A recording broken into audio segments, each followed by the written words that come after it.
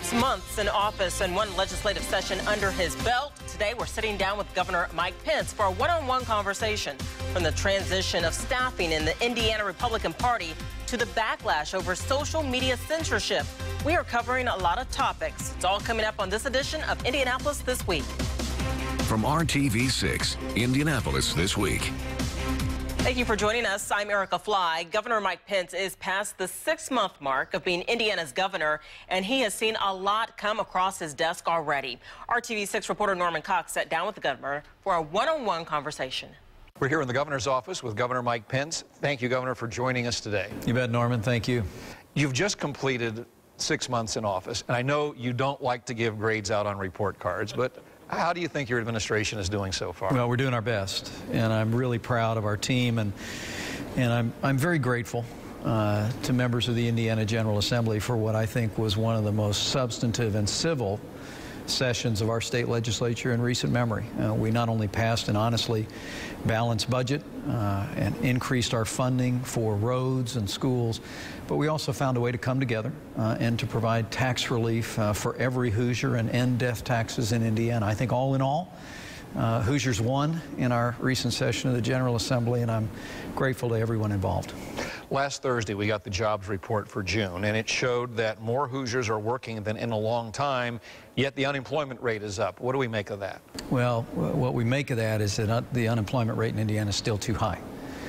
We've got 250,000 Hoosiers that are out of work and are struggling in this economy. And while we're seeing job growth, and I'm particularly encouraged, Norman, to see the growth in our manufacturing sector. Indiana led the nation last month in manufacturing jobs created. We still got a long way to go. It's one of the reasons why I tell people as I travel all over the state, we're making job creation job one.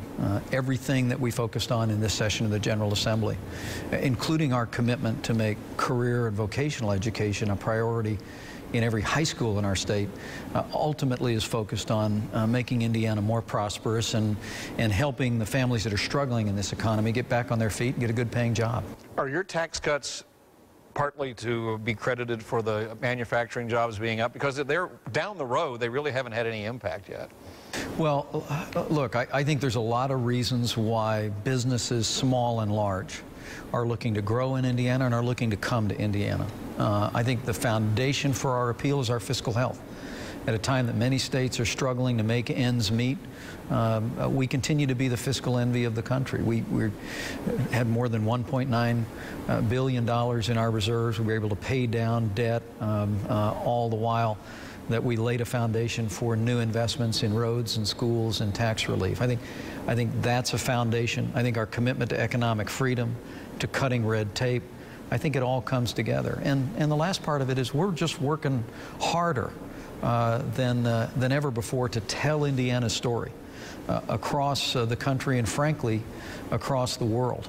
We've got a great story to tell, and I'm absolutely convinced that even in this difficult economy, the reason why we're seeing some evidence of increased investment and opportunity in Indiana is because of the progress we've made over the last 8 years and 8 months. Well, it was just a little over a week ago that you were talking about the reserves and how happy you were that there was so much in the bank. Democrats say you accomplished that by stinting, you and your predecessor, Governor Daniels, on services. Did they have a point?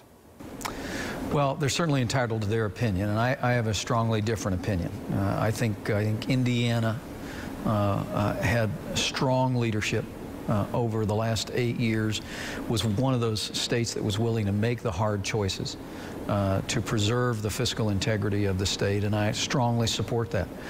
When I stepped into this office, we've had the opportunity to take the reins of a very fiscally sound state and to be able to promote policies that will make Indiana even stronger.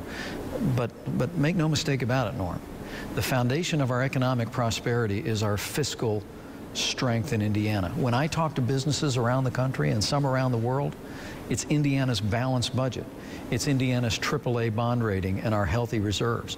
It's our ability to meet our needs, even increase needs in roads and schools, and our commitment to tax relief and regulatory reform that people talk about. Will this surplus and the good financial conditions survive the tax cuts? Yes, they will. We actually crafted our budget based on very responsible and reasonable projections of growth. And as you know, we were able to end the fiscal year with even more revenues than were projected in the April revenue forecast. So I'm very confident the budget that we adopted over the next 2 years is very responsible. We hold the line on spending to the rate of inflation, even while we're making historic investments in roads, new investments in schools, and I believe we can do all of that, as we've demonstrated, and allow Hoosiers to keep more of their hard-earned tax dollars. Recently, there's been a shakeup at the Republican Central Committee, not to oversimplify, but Daniels people out, Pence people in, yet they had been so successful. Was there a need for such a shakeup? Our party has really benefited by outstanding leadership in recent years, and while I was disappointed to see a number of our leaders depart, I respect their decisions and the opportunities that are in front of them, and really welcome the opportunity to bring some new faces and some new energy to the GOP. I'm hopeful that the people that we've recommended for roles will be accepted by our party, and have every confidence that we're going to continue to build on a foundation of strength and carry a positive message about the future of Indiana through our organized political party in the years ahead. Tim Berry's move to state chairman means you're going to be appointing a new state auditor. How is that coming? We're taking our time on that issue. I've had the opportunity to interview now 7 different candidates for auditor, and what I can tell you is I'm looking for a person who will serve all the people of Indiana in that role. The position of auditor is a vitally important position in terms of maintaining the fiscal integrity of our state, and the men and women that we've interviewed have all been of a caliber that I think Hoosiers would be proud to have served in that role. And after our state party makes a decision about state chairman, we'll work very closely with Mr. Berry about his transition and make a decision. But my focus is going to be to find that individual who will best serve the people of Indiana. And you were hoping that that person will run for a full 4-year term next year? That's my expectation. I think, I have no interest in appointing essentially an interim auditor. I think it would be more prudent for us to find a man or woman who could step into that role and use the remainder of the current auditor's term to learn the job and then stand for election to that position in 2014. And I've made that clear to all the candidates that are applying for that job. Have you interviewed Richard Murdoch? I have not interviewed Richard Murdoch specifically on this topic, but I know he's spoken to members of our senior team. And look, let me be clear. We're going to take time to consider all of the people that express an interest in this position, and I'm confident we're going to find the right individual for the people of Indiana to serve as auditor in the months and hopefully years ahead. Is he under consideration, and how much of a problem is the way the campaign for the Senate turned out? Well, let me say I've known the state treasurer for many years. We've not spoken about this issue, but should he have an interest in this position, I would sit down with him as readily as I would any of the candidates that we've interviewed so far. We'll be back in just a second with more questions for the governor, but first these messages. We're back with Governor Mike Pence. Governor, the Supreme Court of the United States recently turned the states loose to do what they want on same-sex marriage. You and both Republican leaders of the General Assembly have expressed strong support for the constitutional amendment here. Are you concerned with the way attitudes seem to be changing so rapidly, even in Indiana, that a few years from now people are going to look back and say, why did they do that?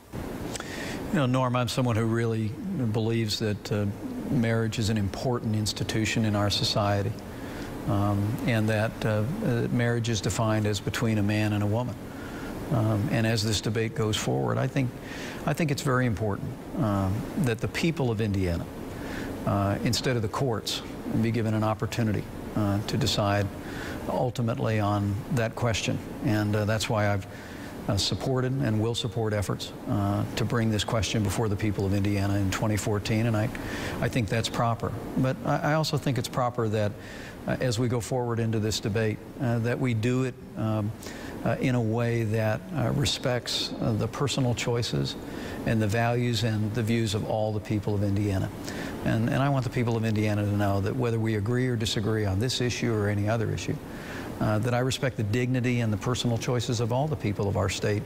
And I'm very confident that we can conduct this debate and take this decision before our people in a way that will do credit to those values of respect for which Hoosiers are so rightly celebrated.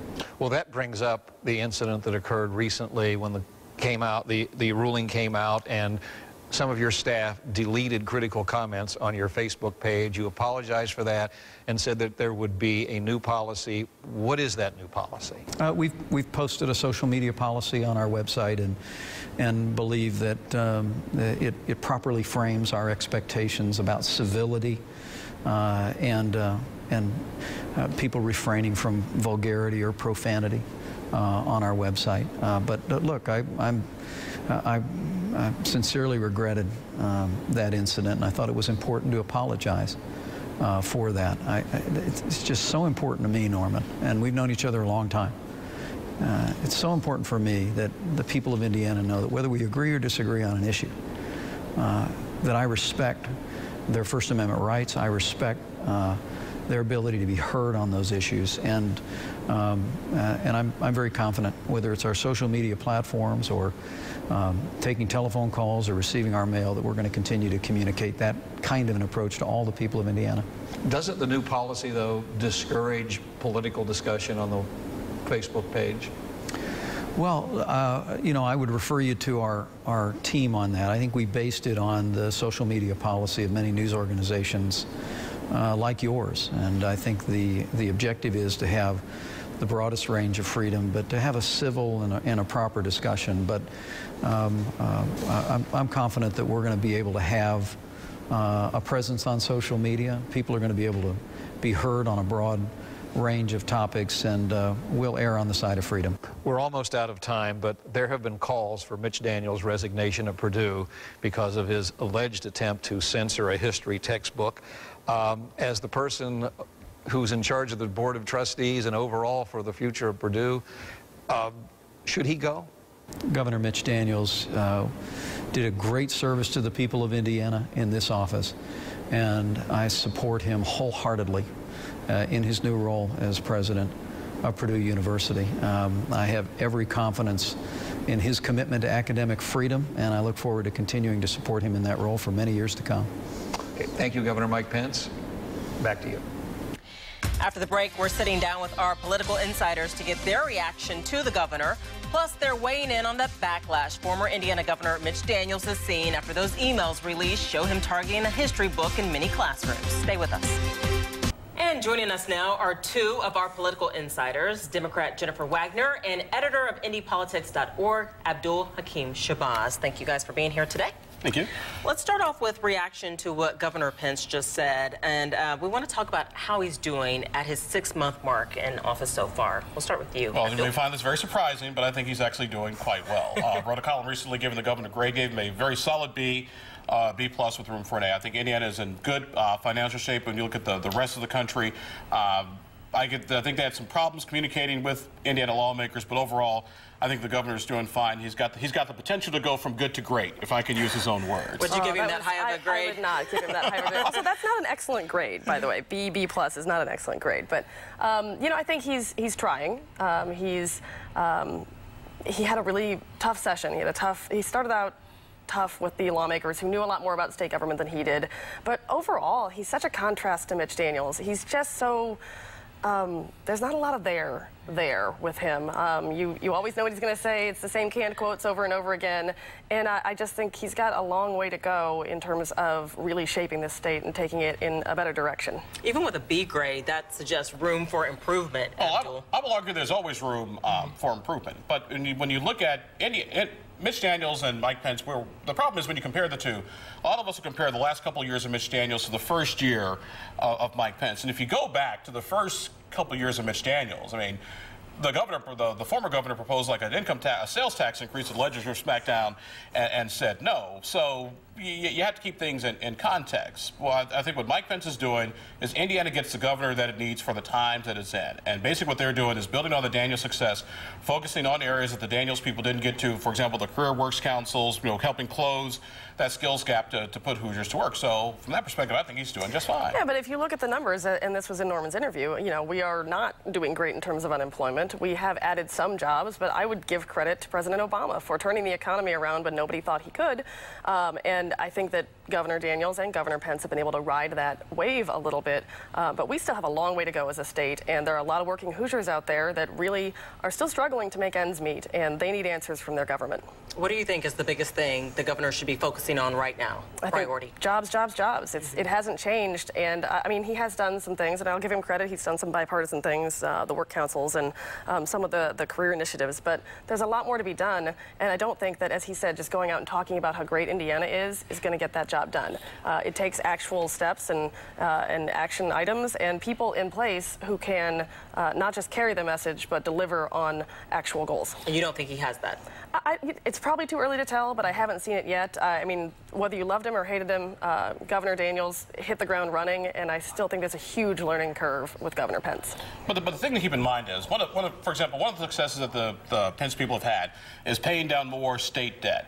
What that does is millions of dollars that would have gone in interest on buildings and other state projects can now go back into the general fund. It's money that can be channeled back into schools, back into workforce development, and that sort of thing. And they did all this while cutting taxes, while balancing the budget, and while keeping a $2 billion surplus.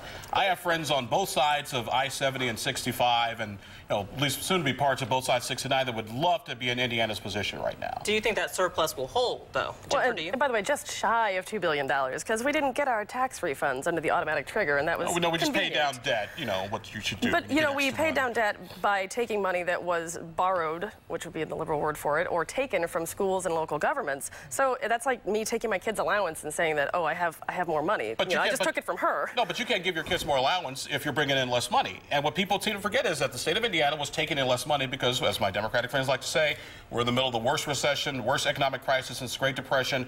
Income taxes down, people losing jobs. So income taxes are down, the state's collecting less money, so therefore that's less money to give out. It's simple math 101. But who turned the economy around? I would argue that the president's fiscal agenda was a huge help, with the Recovery Act and everything thereafter, helped us turn our economy around nationally. And again, Governor Daniels and Governor Pence benefited from that. I would argue this economy turned itself around despite the president's economic plans.